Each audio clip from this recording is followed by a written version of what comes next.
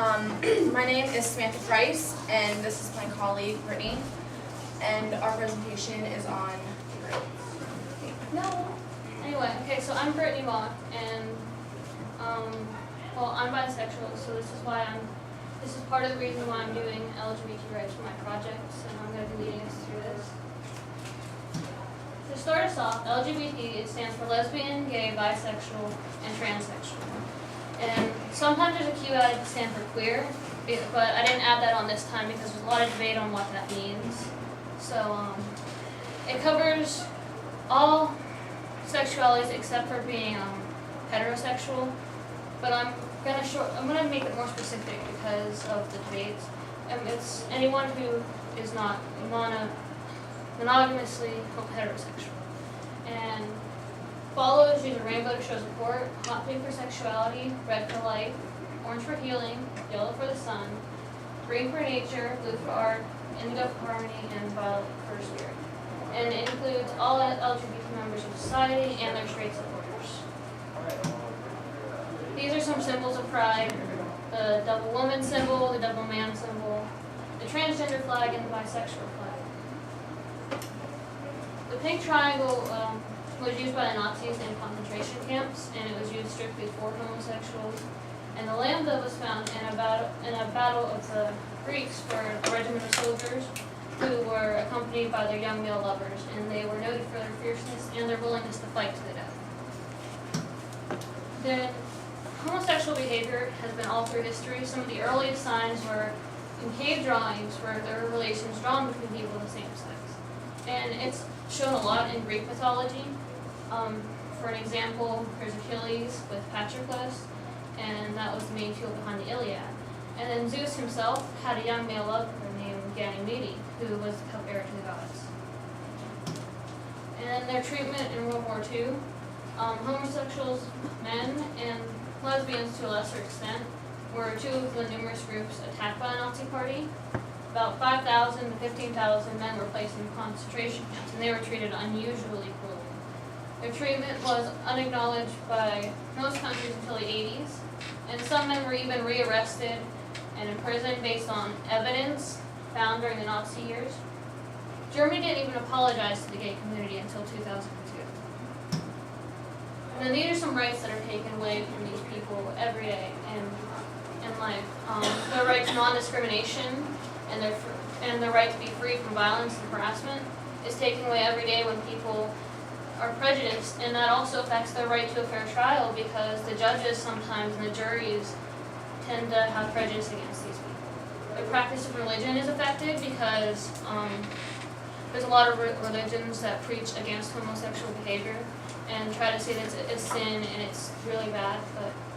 And then there's the right to form a family and the right to adopt a child, even if it's in the case of the child of their partner. And then there's a protection against separation from parents, because a lot of social workers can be prejudiced and will try to come up with reasons to take their child away. And the right to work is the most affected because of prejudice against these people.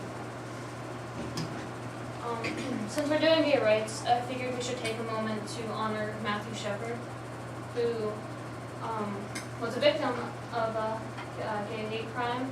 He was born on December 1st, 1967, in Fort Collins, Colorado, and he was murdered at the age of 21 by Aaron McKinney and Russell Henderson, who had robbed, pistol whipped, and tortured him, and then left him tied to a fence in a remote rural area, leaving him to die.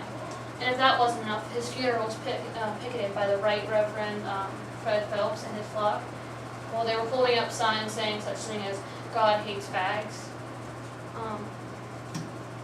Other examples of discrimination were the Teletubbies, which was canceled when Jerry Falwell claimed that Tinky Winky was a gay role model because he's purple, a gay pride color, and his antenna is shaped like a triangle, the gay pride symbol, and because he has a handbag that looks like a woman's purse. And then there are the kids who are directly affected because their friends will ditch them when they come out, or their parents disown them because they refuse to accept them for who they are. And these are some proclaimed reasons for discrimination. very first one is one you're going to hear the most often. The Bible says it's wrong. How many people listen how many people there are that don't believe in the Bible, that belong to other religions, first of all, and then in the Bible itself, it also sends admonishments towards heterosexuals too. But are we just going to ignore those ones and just focus on the ones against other people who are different? And there are people who say they aren't fit parents. The main reasons behind this that people claim are because a child needs a mother and a father to grow. Well, there are plenty of single parents in the U.S., but apparently they don't count in this equation. And then there are people who claim it's a menace to society, which is only based on the fact that people fear the unknown.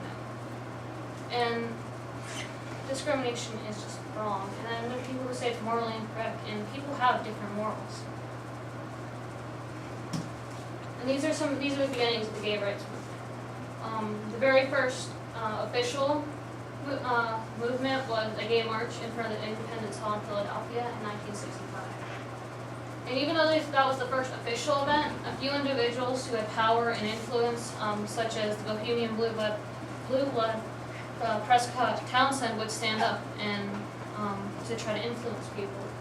And this was in the 1920s. He agitated against the Massachusetts anti-sodomy laws and was a moving force in the